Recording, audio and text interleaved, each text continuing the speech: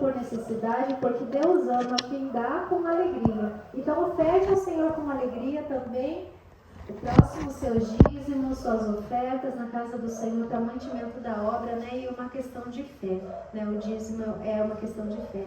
Então contribua na casa do Senhor. Amém? Mais alguma coisa? É isso, né? Ok. Eu vou estar orando, daí o irmão Patrick logo em seguida pode vir à frente, amém? Senhor, meu Deus e Pai, obrigada, Senhor. Eu creio, Deus, que o Senhor já falou conosco, Pai, o Senhor vai continuar falando conosco.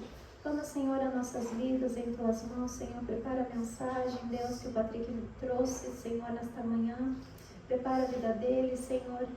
Que o Senhor venha nos abrir um entendimento, Senhor, para que venhamos a entender a Tua palavra e também praticá-la, Senhor, com verdade, Deus, e com fé. Assim oramos, Pai, em nome de Jesus. Amém. Pode vir à frente, em nome de Jesus. Se assenta, igreja. Obrigado. Eu acho que eu estou traumatizado, que eu levanto da cadeira ali e já venho pensando, não, tem que falar bom dia. Bom dia, meus irmãos. Bom dia. Que a graça e a paz esteja sobre cada um de nós. Amém. É um momento muito especial, nós podemos estar reunidos na casa do Senhor.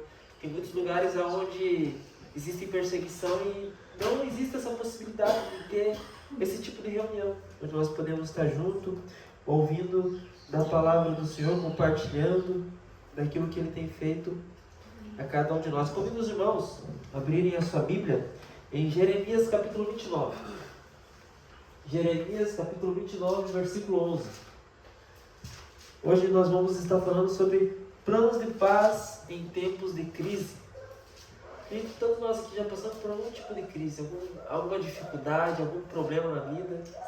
E como que nós lidamos com essa situação? Uma mensagem que eu vou fazer constantemente. Qual tem sido a minha postura diante dos planos de Deus no meio da crise, no meio da dificuldade? Qual que tem sido a minha postura diante das dificuldades da vida? Quando, como a nossa irmã falou, o tempo está nublado. Como que nós ainda continuamos confiando que o sol está lá? Nós temos essa certeza no nosso coração. Assim também, mesmo em meio às dificuldades, Deus, Ele continua ali. A sua promessa é fiel. Ele estará conosco todos os dias até a consumação dos séculos. Vamos estar lendo o verso 11 de Jeremias capítulo 29, amém? A palavra do Senhor diz assim: porque eu bem sei os pensamentos que penso de vós, diz o Senhor, pensamentos de paz e não de mal, para vos dar o fim que esperais. Alguém tem na mão aí alguma tradução diferente? Eu tenho. Como que está a sua tradução? Eu é que sei que pensamentos tenho a vosso respeito, diz o Senhor. Pensamento de paz e não de mal, para vos dar o fim que desejais. Amém. Da prosperidade. Para vos dar prosperidade. Aqui, ó, planos de prosperidade, não de mal. Perfeito. Então, o intuito de Deus, o pensamento de Deus é nos dar um fim de prosperidade, de paz, de bênção. E muitas das vezes a gente não consegue assimilar isso em meio à dificuldade. E é isso que nós vamos falar dentro desta mensagem. Vamos tirar um momento de oração, feche seus olhos. Bendito Deus, eterno Pai, nós damos graças ao Senhor por estarmos reunidos aqui, podendo te adorar, te bendizer. Que em nome de Jesus esta palavra que será ministrada, ela possa ir e produzir o efeito ao qual está sendo enviada. Que ela vá e possa penetrar nos corações. Que essa semente ela venha germinar e dar frutos para a glória do Senhor. Meu Pai, seja o Teu nome glorificado essa manhã. Que o Senhor Jesus esteja fazendo com que cada um de nós possamos viver com integridade a retidão da Tua palavra, meu Pai. Em nome de Jesus nós apresentamos este culto diante de Ti, esta mensagem, que ela seja para louvor e glória do Teu nome. Em nome de Jesus, amém.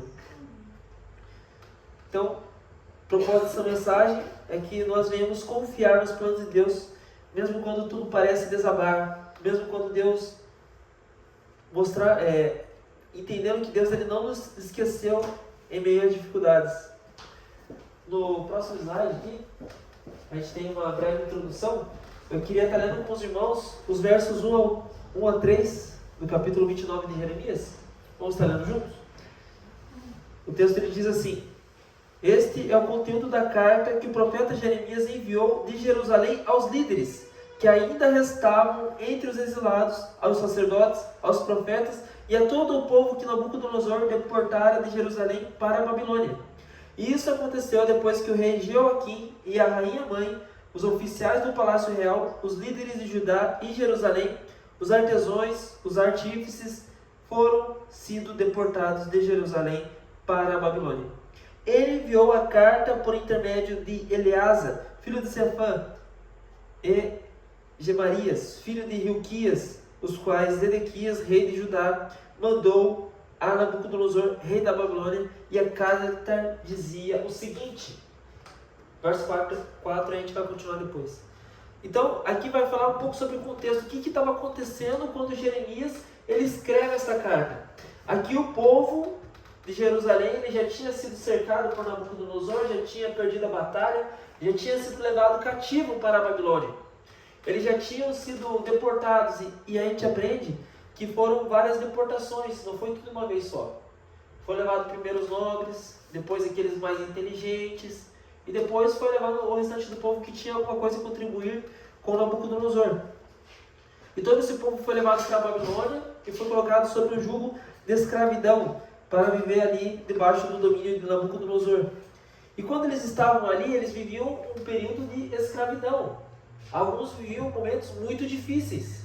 Poucos, como Daniel, Misael, Azarias e Ananias, que tinham algum privilégio, algum cargo um pouco destacado no governo de Nabucodonosor.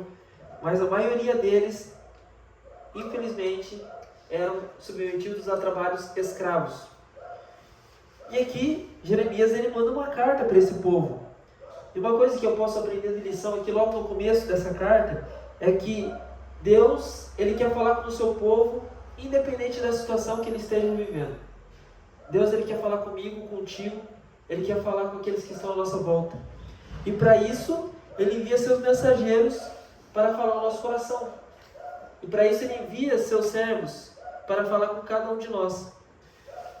E nós devemos nos colocar nessa posição de servos. Devemos nos colocar nessa posição de transmissores da palavra de Deus.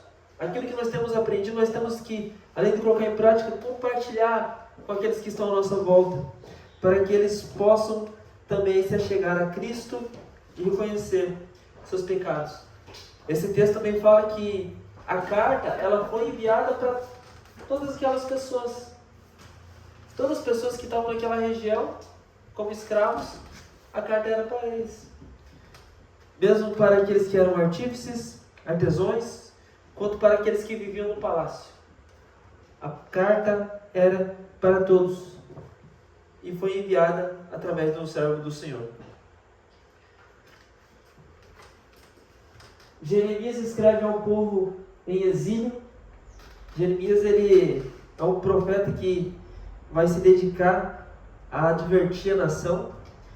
E Deus não fala que para tirar o povo imediatamente do cativeiro. Estou um pouco correndo hoje.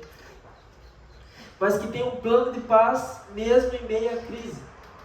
É isso que nós vamos ver no contexto dessa carta. Deus promete para aquele povo que mesmo em meio a toda aquela crise, toda aquela dificuldade que eles estavam vivendo, longe do seu país, não podendo adorar o seu Deus, Deus tinha planos de paz para eles, assim como nós lemos no verso 11. E aqui diz que aquele cativeiro, ele duraria 70 anos. 70 anos duraria o tempo que aquele povo deveria ficar exilado, longe da sua terra. O próximo slide, por favor.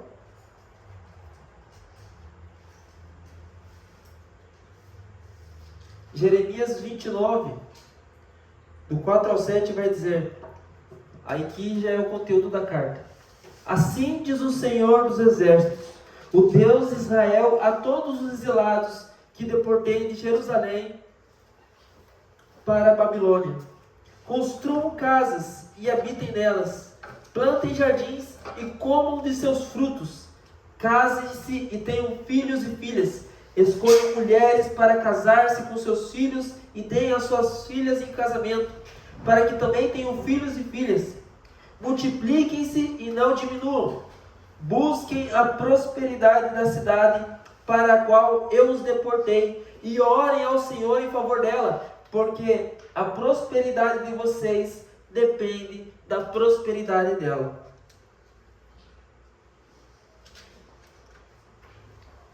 Você viu que o povo foi levado para o cativeiro, eles estavam longe da sua terra, e mesmo assim Deus fala para eles: olha, mesmo em meio a essa crise, mesmo em meio a essa dificuldade, eu estou falando para vocês prosperarem. Eu estou falando para vocês casarem, para vocês multiplicarem, para vocês viverem em comunidade, para vocês orarem pela cidade em que vocês habitam. Deus está falando aqui que mesmo em meio àquela dor, aquele sofrimento que eles estavam enfrentando, mesmo tendo Nabucodonosor como seu presidente, eles deveriam orar por ele.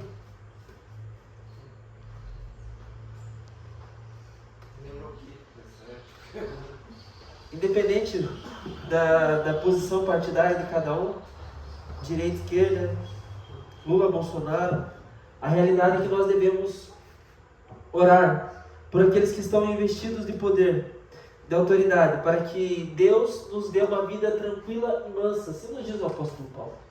Então, nós devemos orar para que nós venhamos ter paz. Nós devemos orar para que nós possamos prosperar. Deus, Ele quer nos dar um fim que nós desejamos. E como que nós vamos ter o fim que nós desejamos?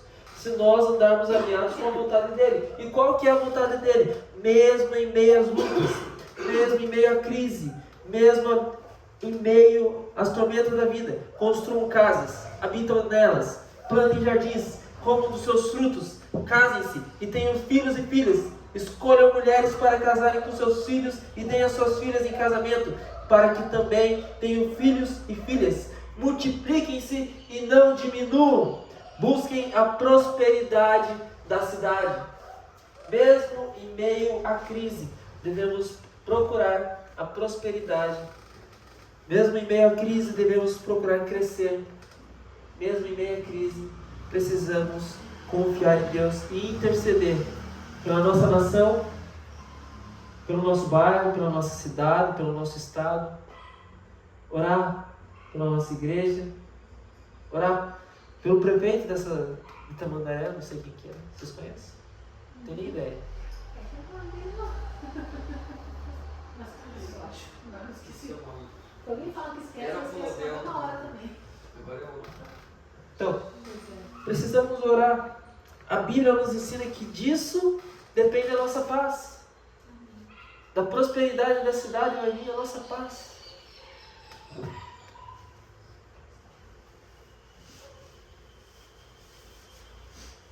Mesmo em meio à crise, há vida, propósito e direção.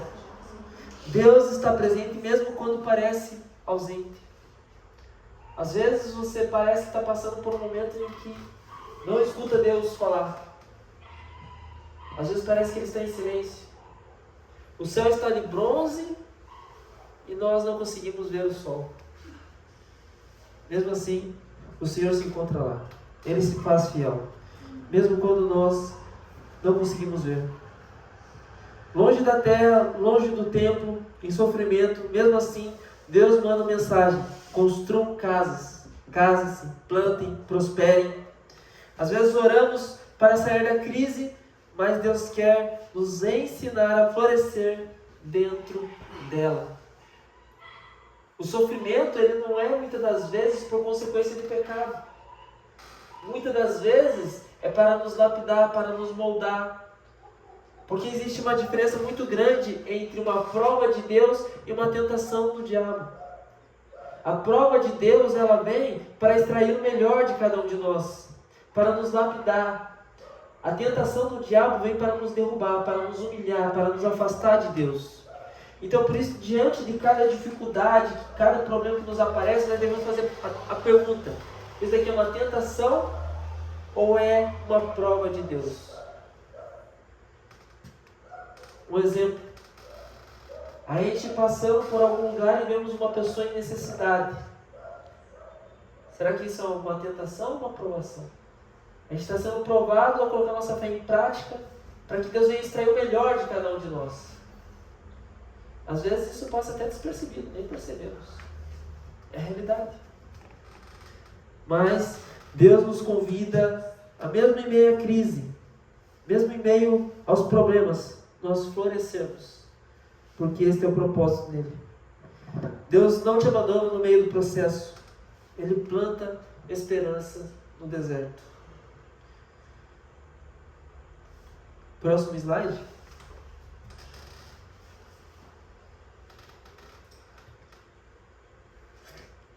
Jeremias. Eu vou ler os versos 8 e 9 antes de passar para o próximo para esse slide. Diz assim: assim diz o Senhor dos Exércitos. Essa é outra parte da carta. O Deus de Israel: não deixe que os profetas e adivinhos que há no meio de vocês os enganem. Não deem atenção aos sonhos que vocês os encorajam a ter. Eles estão profetizando mentiras em meu nome. Eu não os enviei, declara o Senhor. Ananias e outros profetas, eles anunciavam: o cativeiro vai acabar logo. Mas Deus disse: serão 70 anos. Há vozes que iludem e vozes que curam. Deus confronta a mentira com a verdade. A gente não pode pintar um cenário que tudo vai dar certo na nossa vida.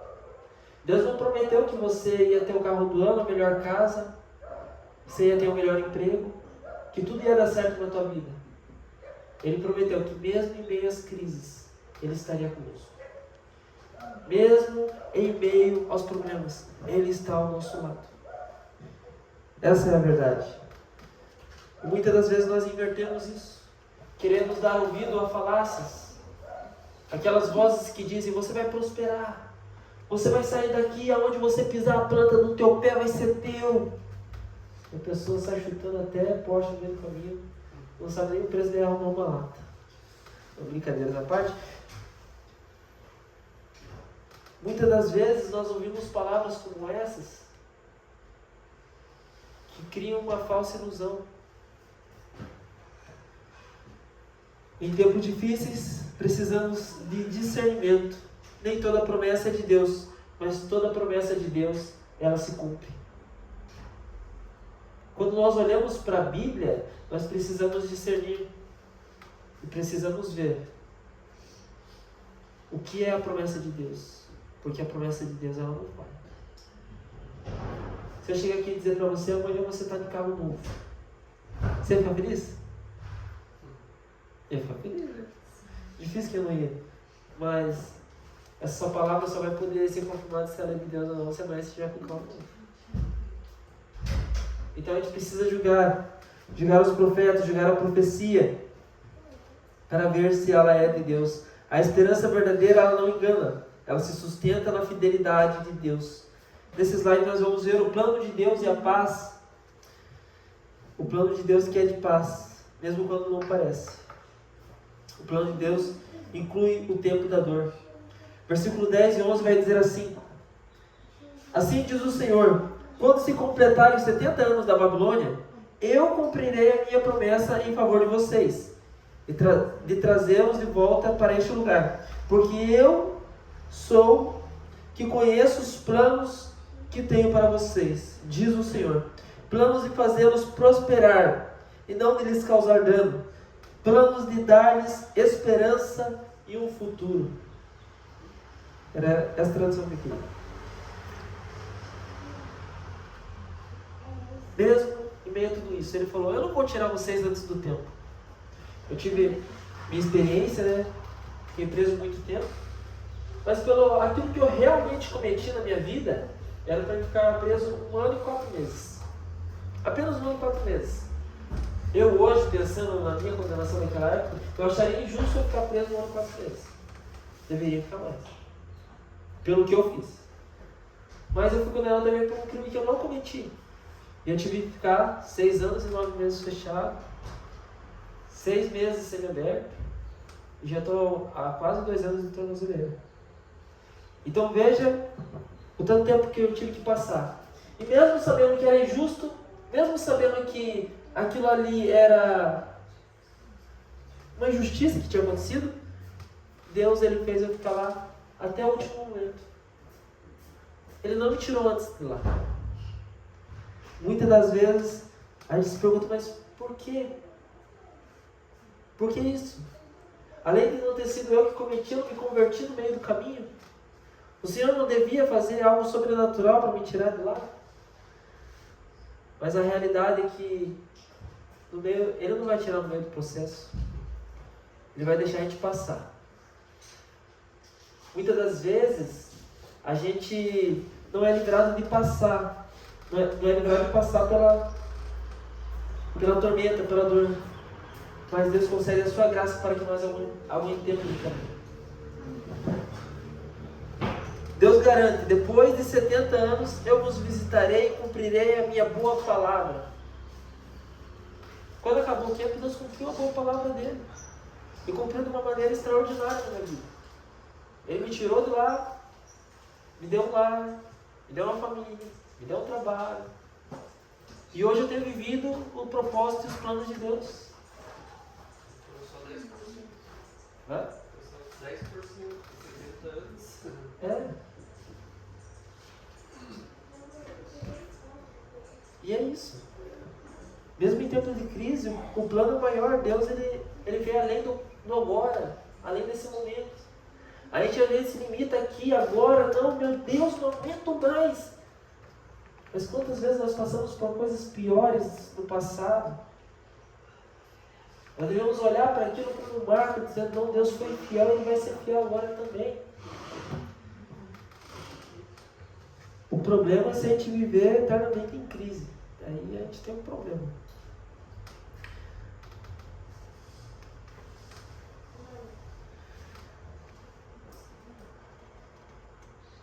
Tem que usar? Acho que é isso. O fim que Deus tem é diferente do que os olhos podem ver. Vamos ler junto Isaías 55, 8 e 9. Isaías 55, 8 e 9.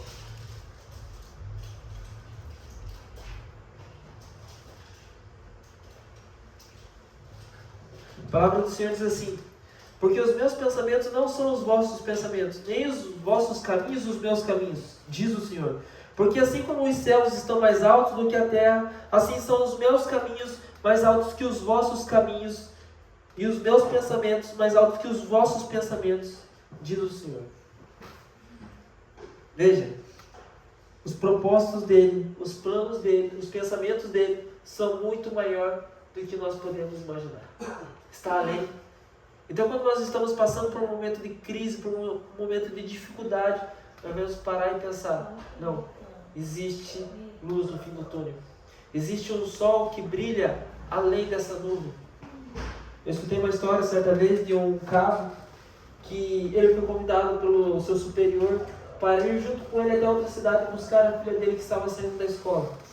E eles pegaram o carro da corporação e foram. Quando eles estavam a caminho na rodovia, começou uma forte tempestade. Uma tempestade tão forte que eles não conseguiam chegar um palmo à frente do carro daquilo que estava acontecendo. Não conseguiam enxergar nada. De tamanha era a tempestade. E eles andando pelo caminho, eles começaram a ver vários carros parando, vários carros encostando. Eles viram por último uma van cheia de pessoas encostando. O carro perguntou para o seu superior: eu devo parar o carro também por conta dessa grande tempestade? Ele falou: não, continue. Ele continuou. Momentos depois, aquela tempestade chegou ao fim, o sol brilhava. Eles passaram um pouco mais adiante. O superior dele disse: agora você pode parar, agora você pode passar. Mas agora a gente não precisa. Exatamente. Se tivesse parado lá atrás, você estava ainda no meio da tempestade, no meio da dificuldade. Mas agora que vem a bonança, agora você pode refrescar a sua mente, descansar, aproveitar. Muitas das vezes nós paramos no meio do caminho, interrompemos a jornada e olhamos: nossa, que dor, que sofrimento, essa chuva não passa.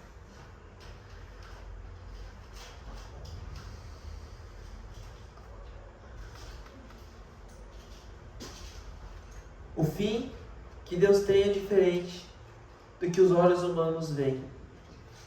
A dor é temporária, mas o plano é eterno. Você pode estar vivendo um caos, mas Deus está escrevendo um capítulo de paz lá na frente. Próximo slide. A nossa vida parece um emaranhado de fios, mas Deus vê o lado certo do bordado, a arte pronta. A crise é o avesso, o plano é belo. Alguém já deve ter escutado aquele louvor, né? Tapeçaria? Minha vida é obra de tapeçaria, bordado com cores alegres e vivas. Não escutar, escutem depois. Eu também não sou muito bom para lembrar. Mas é uma canção que realmente reflete isso. Às vezes essas crises, elas são momentos que nós não conseguimos perceber, mas é Deus tecendo esse belo tapete na nossa vida, mas nós vemos do lado avesso. Parece que não tem sentido, mas quando Ele termina a obra, a qual Ele sabe desde o começo como que vai terminar, Ele mostra a obra bela que Ele faz. Próximo slide. Uma aplicação prática para a gente estar caminhando para o final. O que Deus está construindo em mim neste tempo difícil? O que Deus está fazendo? Nesse momento de polarização, nesse momento de que o mundo tem relativizado as coisas, o certo não é mais certo, é relativo, é o que eu acho certo, não é assim que está o mundo? Isso daí é certo para você, para mim é diferente.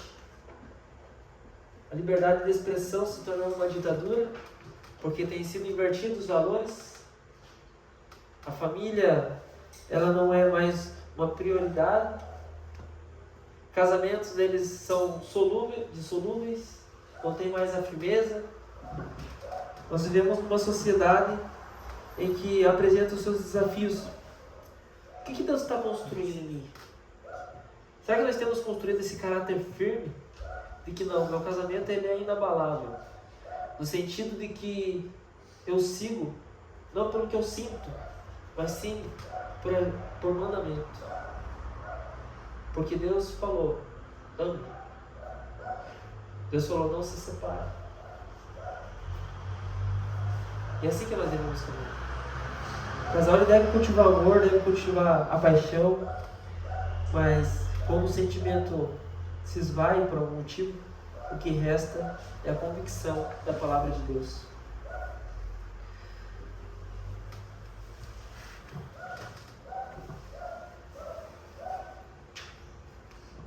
Quero estar lendo com os irmãos o verso 12 e 13 de Jeremias 29. A palavra do Senhor ela diz assim: então vocês clamarão a mim, virão orar a mim, e eu os ouvirei. Vocês me procurarão e me acharão quando me procurarem de todo o coração. Eu me deixarei ser encontrado por vocês, declara o Senhor, e os trarei de volta do cativeiro, e os reunirei de todas as nações e de todos os lugares para onde eu os deportei, e os trarei de volta para o lugar de onde os deportei, diz o Senhor. Deus não está distante, Ele se deixa encontrar por quem busca com o coração. Jeremias 33:3 vai dizer: clama a mim e responder-te-ei, anunciar-te-ei coisas grandes e ocultas que você ainda não escutou. Devemos buscar o Senhor intensamente e não de qualquer maneira, devemos buscar o Senhor de todo o nosso coração, para que nós possamos encontrá-lo. Encontrar o Senhor é que nem a parábola que Jesus diz sobre aquele campo, que o jovem vai, acha um tesouro, esconde, vende tudo que tem para poder adquirir aquele tesouro. Ele não está falando para ser desonesto, mas ele está falando para nós encontrarmos este verdadeiro tesouro e guardarmos no nosso coração. Encontrar o Senhor e ter essa verdadeira disposição de servi-lo, de deixar tudo para trás. O caminho da paz passa pela oração e busca sincera. A paz que Deus promete não é a ausência de problemas, é a presença garantida no meio da crise. Buscar a Deus de verdade é encontrar sentido mesmo no sofrimento. A pergunta que eu fiz no início: qual tem sido minha postura diante dos planos de Deus no meio da crise? Qual tem sido minha postura em meio a tudo isso? Como posso colaborar com o plano dele, mesmo em meio à crise, mesmo no exílio? Buscando a ele. A vontade dele é que, em meio a tudo isso, ainda nós venhamos constituir família, venhamos prosperar, venhamos multiplicar, venhamos dar nossos filhos em casamento, venhamos orar pela paz da cidade, pela sua prosperidade, porque disso depende a nossa paz. E onde está a minha esperança? O pastor, ele trouxe uma mensagem umas 2 quarta-feiras atrás falando sobre fé e esperança. A fé é aquilo que nos move a agir hoje. A esperança é aquilo que alimenta essa fé, que nos faz agir hoje. A esperança de que amanhã nós vamos alcançar aquilo que nós temos buscado. Próximo slide. Eu já falei? Próximo. A palavra de hoje, ela pode se resumir: não desista. Deus ainda está escrevendo o teu capítulo de paz.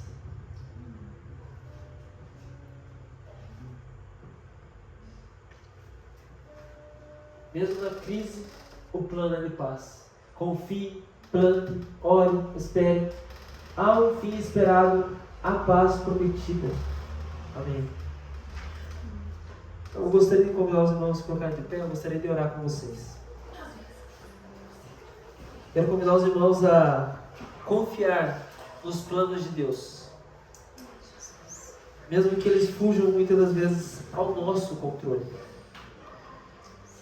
Nós precisamos orar para que nós venhamos ter essa esperança firme de que haverá dias de paz. E mesmo que esses dias de paz aqui nessa terra não cheguem, nós teremos uma plena paz junto do Senhor.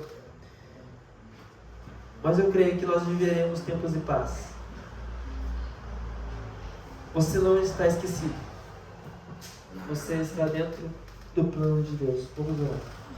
Bendito Deus, eterno Pai, nós nesta manhã ouvimos a Tua palavra, esta carta escrita por Jeremias para aquele povo que estava exilado, que estava no momento de solidão, longe do templo, longe da adoração ao Senhor, que estava longe, distante da terra prometida, da terra santa, da Jerusalém que o Senhor entregou para eles.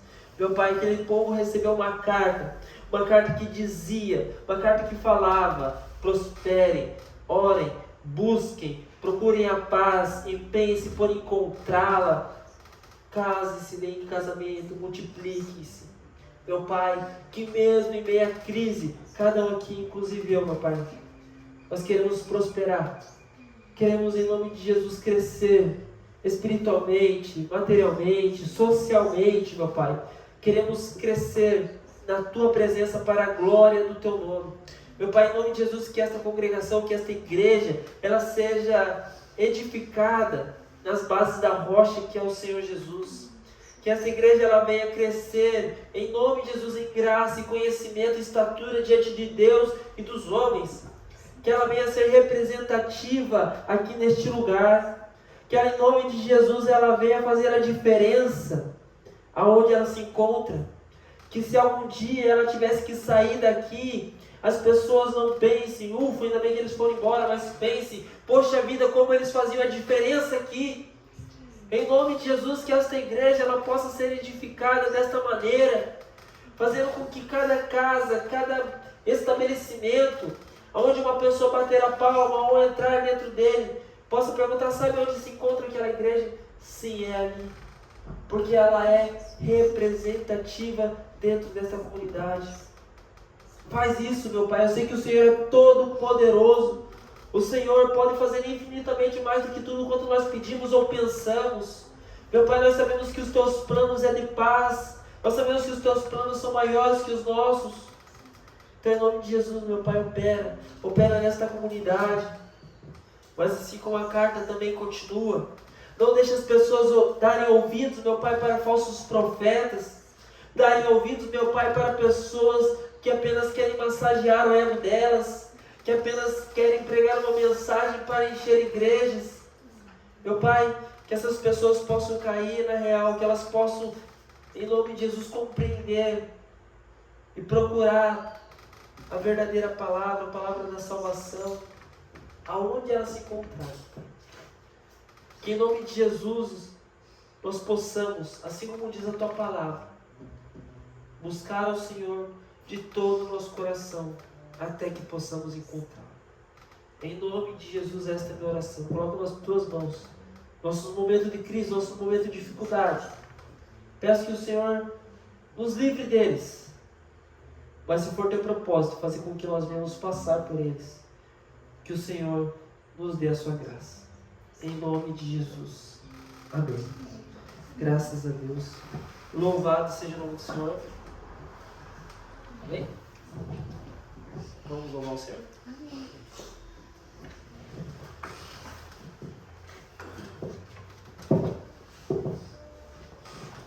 Glórias a Deus. Buscar ao Senhor. Vamos buscar ao Senhor enquanto há tempo de buscar. E plantar a Ele.